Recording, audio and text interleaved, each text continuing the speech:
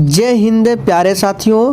बिहार मध्य निषेध सिपाही 76 पोस्ट वाला का जो 16 अक्टूबर 2022 को एग्ज़ाम लिया गया था, उस एग्ज़ाम में पूछे गए प्रश्नों को आज की इस वीडियो में कवर करेंगे। तो आप लोग देख लीजिए किस लेवल का प्रश्न एग्जाम में पूछा गया था और क्या इस बार भी एग्जाम में क्वेश्चंस का लेवल यही रहने वाला है। वीडियो में सभी के बारे में डिस्कस करेंगे। तो आज का ये सेशन आप लोगों के लिए बहुत ही ज़्यादा इम्पोर्टेंट है, इसलिए आप लोग पूरा सेशन को एंड तक देखें। और आप लोग कितने प्रश्नों के सही जवाब देते हैं कमेंट बॉक्स में हमें ज़रूर बताएं। तो चलिए शुरुआत करते हैं आज के प्रश्नों से। तो पहला प्रश्न पूछा गया था, विश्व की सर्वाधिक औसत वर्षा होती है। बिल्कुल हूबहू ये प्रश्न हमने प्रैक्टिस सेट में कराया था और यही नहीं, एग्जाम में बहुत सारे प्रश्न वीडियो से डायरेक्ट पूछे गए थे। जो स्टूडेंट रेगुलर है, डेली क्लास करते हैं, उनको सब मालूम है, बताने की ज़रूरत नहीं है। तो देखिए इस प्रश्न का सही आंसर जो ये बच्चे बी दिए हैं, बिल्कुल सही जवाब है। मेघालय के मौसिनराम में विश्व की सर्वाधिक वर्षा होती है। दूसरा प्रश्न देखिए, भारतीय संविधान की उद्देशिका में 42वें संविधान संशोधन द्वारा निम्न में से कौन सा शब्द नहीं जोड़ा गया है। तो देखिए इस प्रश्न को हमने प्रैक्टिस सेट में हजारों बार आपको बताया है कि उद्देशिका का मतलब क्या है, प्रस्तावना है। और प्रस्तावना में संशोधन हुआ है एक ही बार, कौन सा, 42वां संविधान संशोधन, 42वां संशोधन जो कि 1976 में हुआ था। और इसके तहत 3 शब्दों को उद्देशिका में जोड़ा गया था। कौन कौन से शब्द थे, तो हमने आपको बताया था, समाजवादी, पंथ निरपेक्ष और अखंडता। तो इसका आंसर था गणराज्य शब्द को ऐड उद्देशिका में नहीं किया गया था 42वें संशोधन के माध्यम से, ध्यान रखना है। और प्रस्तावना में अभी तक कितने बार संशोधन हुए हैं, तो ध्यान रखना है अभी तक 1 बार संशोधन हुए हैं। चलिए आगे देखिए, निम्नलिखित में से कौन सा एक जीवाणु जनित रोग नहीं है। चलिए आंसर करते जाएंगे।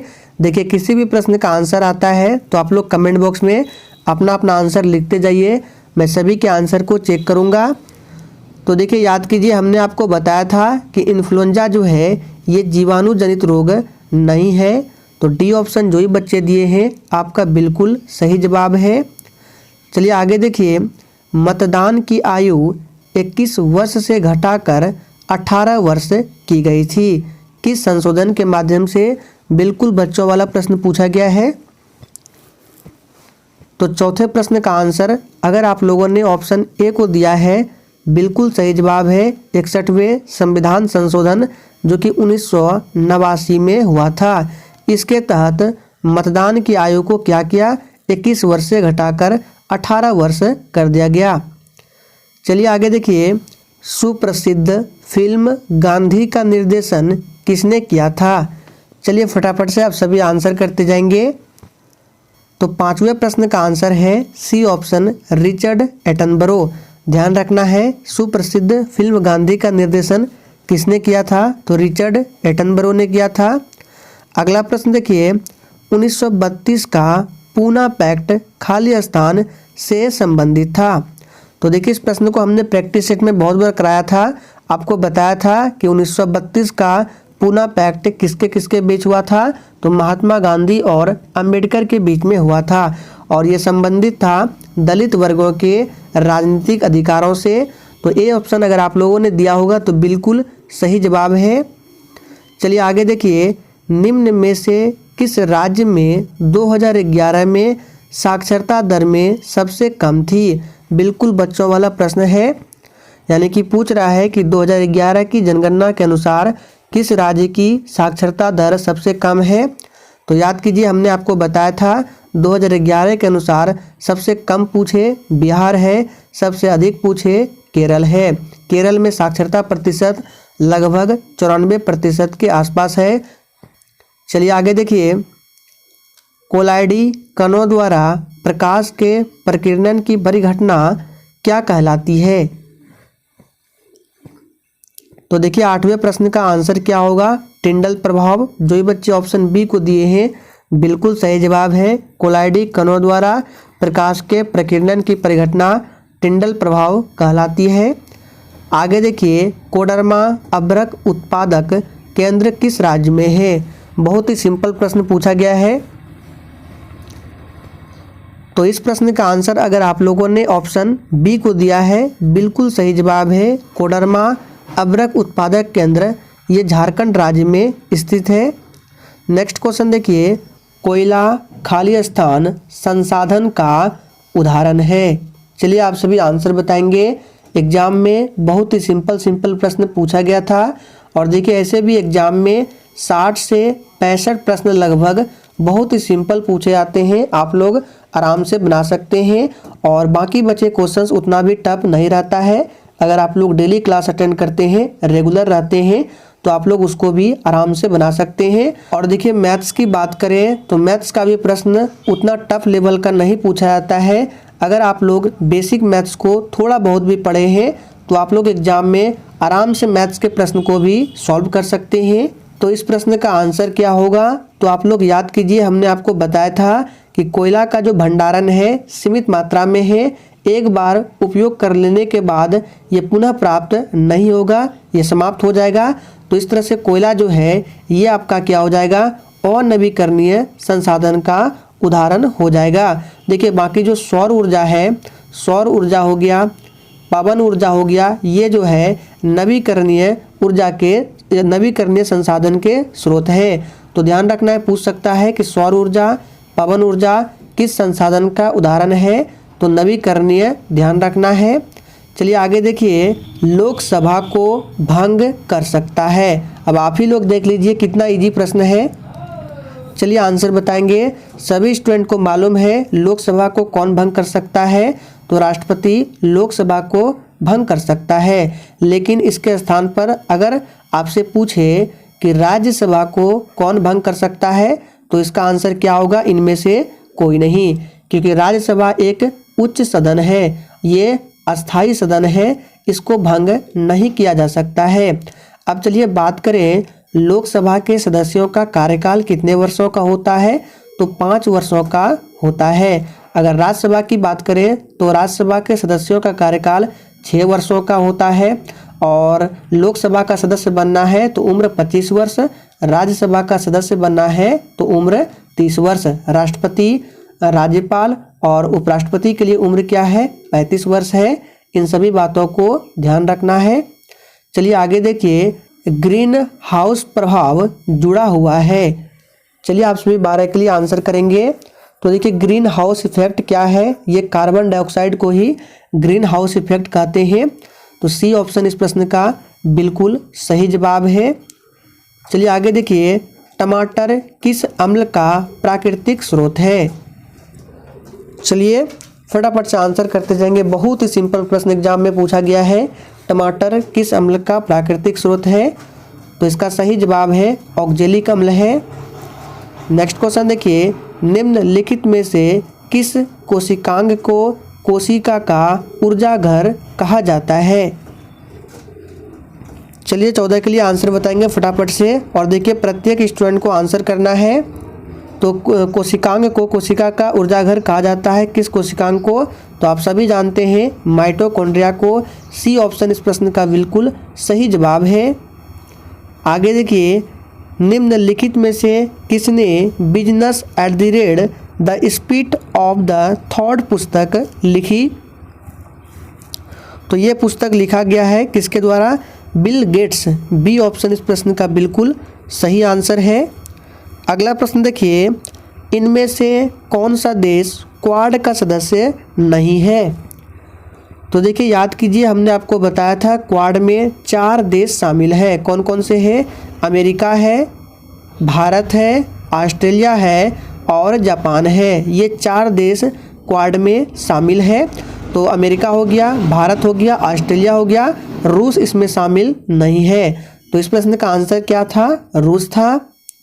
आगे देखिए, बायोगैस का मुख्य घटक क्या है? बिल्कुल बच्चों वाला प्रश्न है। और देखिए अब आप लोगों के पास एग्जाम के लिए बिल्कुल भी समय नहीं बचा हुआ है। आपके पास मैक्सिमम से मैक्सिमम 1 से 1.5 महीने का समय बचा हुआ है, क्योंकि आपका एग्ज़ाम जनवरी के लास्ट वीक में ले लिया जाएगा। इसलिए अगर आप लोगों को इस बार सिलेक्शन चाहिए तो आप लोग अभी से और आज से मन लगाकर पढ़ना स्टार्ट कर दीजिए। और क्वेश्चंस का लेवल एग्जाम में बिल्कुल यही रहने वाला है जो अभी आप लोग स्क्रीन पर देख रहे हैं। इसलिए आपको जो PDF देते हैं सिर्फ उसको तैयार कीजिए। और नोट्स बनाने के लिए आज से ठीक रात 9 बजे वन लाइनर GK GS का क्लास स्टार्ट करने वाले हैं। तो आप लोग डेली उस क्लास से नोट्स बनाइएगा। उस क्लास में ओनली टारगेट प्रश्न को कराया जाएगा। याद रखिए क्लास का टाइमिंग है डेली रात 9 बजे आज से स्टार्ट होने वाला है। तो देखिए बायोगैस का मुख्य घटक CH4 है। CH4 को मार्स गैस भी कहा जाता है, इसका नाम है मीथेन। अगला प्रश्न देखिए, दुनिया की सबसे ऊंची दूरबीन वेधशाला कहाँ स्थित है? तो इस प्रश्न का आंसर क्या है? बी ऑप्शन, भारत में स्थित है। भारत के लद्दाख में दुनिया की सबसे ऊंची दूरबीन वेधशाला स्थित है। अगला प्रश्न देखिए, सबरीमाला मंदिर कहाँ स्थित है? फटाफट से आप सभी 19 के लिए आंसर करते जाएंगे। सबरीमाला मंदिर कहाँ स्थित है? तो बहुत इजी प्रश्न है, बिल्कुल सही जवाब दिया आप लोग, केरल में स्थित है। नेक्स्ट क्वेश्चन देखिए, मनुष्य के कान के बाहरी हिस्से को क्या कहते हैं? अब देखिए इस प्रश्न के जो ऑप्शंस थे थोड़ा सा धुंधला दिखाई दे रहा था, साफ साफ नहीं दिख रहा था, इसलिए हमने सिर्फ इसके आंसर को लिखा है। तो मनुष्य के कान के बाहरी हिस्से को कर्ण पल्लव कहते हैं। और मानव शरीर की सबसे छोटी हड्डी का नाम क्या है? तो स्टेप्स है। और ये जो होती है कान की हड्डी होती है। कान में टोटल 6 हड्डी होती है, एक कान में 3, दूसरे कान में 3, इस तरह से 6 हड्डी होती है। अगर आपसे पूछे मानव शरीर की सबसे लंबी हड्डी का नाम क्या है, तो उसका नाम क्या है? जांघ में पाई जाती है, फीमर, याद रखना है। हड्डी का नाम क्या है? फीमर है। और सबसे मजबूत हड्डी पूछे तो मैंडिबल है, नाम यहाँ पे लिख रहे हैं। मैंडिबल सबसे मजबूत हड्डी है जो कि जबड़े में पाई जाती है। इन सभी बातों को ध्यान रखना है, एग्जाम में पूछा जाता है। अगला प्रश्न देखिए, राष्ट्रीय मतदाता दिवस किस तिथि को मनाया जाता है? बहुत बार इस प्रश्न को हमने प्रैक्टिस सेट में कराया है। तो देखिए राष्ट्रीय मतदाता दिवस जो है ये कब मनाया जाता है? तो 25 जनवरी को। डी ऑप्शन जो ही बच्चे दिए हैं आपका बिल्कुल सही आंसर है। अब देखिए प्रश्न है, रूस में ड्यूमा क्या था? तो देखिए याद कीजिए हमने आपको संसद के बारे में पढ़ाया था कि अगर आपसे पूछे जापान की संसद का नाम क्या है, तो डायट जो है जापान की संसद का नाम है, ड्यूमा रूस की संसद का नाम है। और भारत की संसद का नाम क्या है? तो उसका नाम पार्लियामेंट संसद ही है, ध्यान रखना है। आप लोग कमेंट करके बताएंगे नेपाल देश के संसद का नाम क्या है। देखते हैं कितने बच्चे आंसर करते हैं। तो सही जवाब है इसका संसद। टॉलस्टॉय ने अपनी समाधि के विषय में क्या कहा था? तो इसका सही जवाब है सामान्य व्यक्ति के समान हो। अगला प्रश्न देखिए, निम्न में से कौन से जीव परजीवी पोषण मुक्ति दर्शाते हैं? अब देखिए इस प्रश्न में बहुत सारे बच्चे कन्फ्यूज हो गए थे, तो आप लोग कम से कम हिंदी को तो देख लेते कि यहाँ पे अमरबेल लिखा गया है, कस्कुटा या अमरबेल एक ही बात है। तो कौन से जीव परजीवी पोषण युक्ति दर्शाते हैं? तो इसका सही जवाब था अमरबेल यानी कस्कुटा। आगे देखिए, इनमें से ये प्रश्न टाइपिंग एरर है। निम्नलिखित में से पुष्प पादप का कौन सा भाग द्विगुणित नहीं है? तो देखिए इसका जो आंसर होगा क्या होगा? अंडा यानी कि डिंब। ये जो है पुष्पी पादप का द्विगुणित भाग नहीं है, अंडा डिंब। आगे देखिए हिंदी के प्रश्न है, सड़क पर कोई खड़ा है, उपर्युक्त वाक्य में रेखांकित शब्द में सर्वनाम क्या है? यानी आपको बताना है कोई में कौन सा सर्वनाम है। तो सर्वनाम के टोटल 6 प्रकार होते हैं और हमने आपको बताया था कि जो अनिश्चयवाचक सर्वनाम है इससे ज़्यादा प्रश्न एग्जाम में बनते हैं। तो यहाँ पे देखिए सड़क पर कोई खड़ा है, हमको मालूम नहीं है कौन है, यानी अनिश्चितता का भाव आ रहा है। तो इसका सही जवाब क्या होगा? अनिश्चयवाचक सर्वनाम है, सी ऑप्शन सही जवाब है। पूर्व योजना आयोग अब क्या कहलाता है? तो देखिए नीति आयोग के बारे में हमने आपको बताया था। नीति आयोग की स्थापना 1 जनवरी 2015 को होती है और ये भी बताया था कि नीति आयोग किसके स्थान पर आया है? तो ये योजना आयोग के स्थान पर आया है। और इसके अध्यक्ष कौन होते हैं? खुद प्रधानमंत्री होते हैं, जो कि अभी नरेंद्र मोदी जी हैं। आप लोग कमेंट करके बताएंगे वर्तमान में नीति आयोग के CEO कौन है। आगे देखिए, भारतीय संविधान का कौन सा भाग मूल अधिकारों के बारे में है? चलिए आंसर करेंगे। तो देखिए, मूल अधिकार जो बताया गया है किस भाग में बताया गया है? तो भाग 3 में बताया गया है। और आर्टिकल पूछे तो आर्टिकल इसमें 12 से लेकर 35 तक में मूल अधिकारों के बारे में बताया गया है। ध्यान रखिएगा, वर्तमान समय में टोटल 6 मूल अधिकार है और इसे किस देश के संविधान से लिया गया है? तो USA देश के संविधान से लिया गया है। आगे देखिए, निम्न में से किस युक्ति में विभक्त वलय द्विक परिवर्तक का कार्य करता है?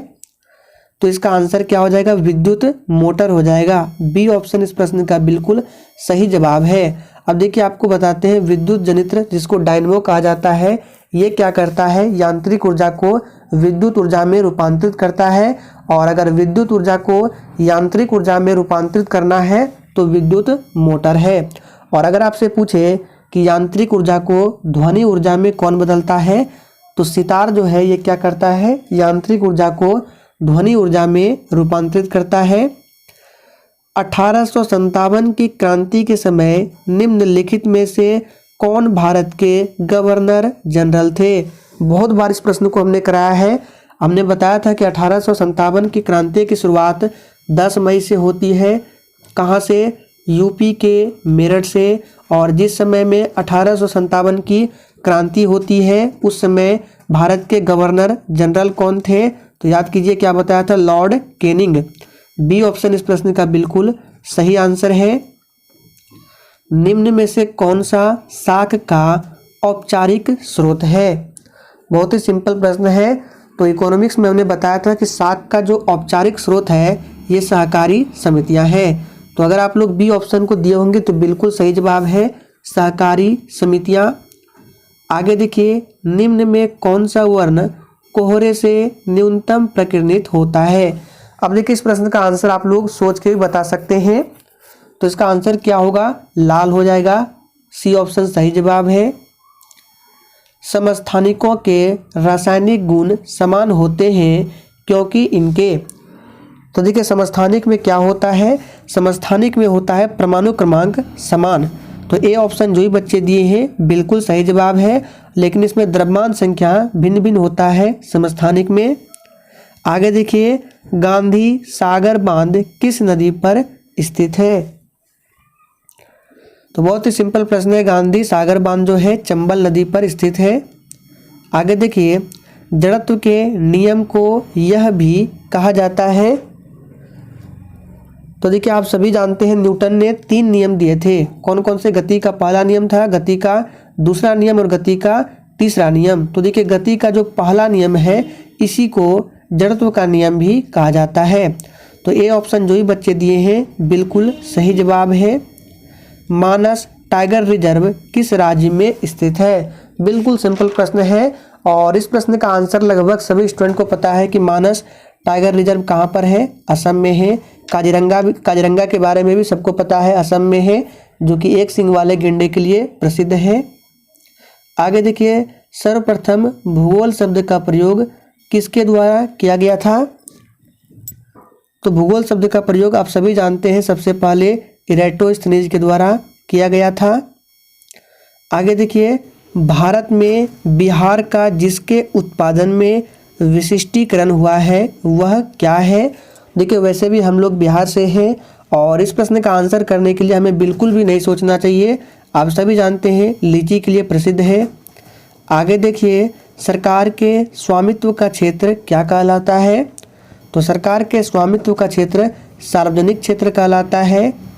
लास्ट प्रश्न है, कैल्शियम का परमाणु संख्या क्या है? अब देखिए, इस प्रश्न का आंसर प्रत्येक स्टूडेंट को आता है। ऐसा कोई भी स्टूडेंट नहीं है जिनको ये नहीं पता है कि कैल्शियम का परमाणु संख्या क्या होता है।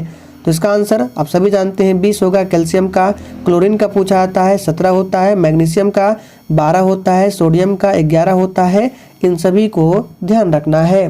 बिहार मध्य निषेध सिपाही 76 पोस्ट वाला में पूछे गए ये कुछ मोस्ट इंपॉर्टेंट प्रश्न थे। तो आज की इस वीडियो में हम लोगों ने कवर किया, और आप लोग कमेंट करेंगे तो मैथ्स का भी प्रश्न करा देंगे किस तरह के प्रश्न पूछे गए थे। तो आज के लिए इतना ही। सेशन पसंद आया हो तो सभी लोग सेशन को लाइक करें और सेशन को शेयर करना ना भूलें।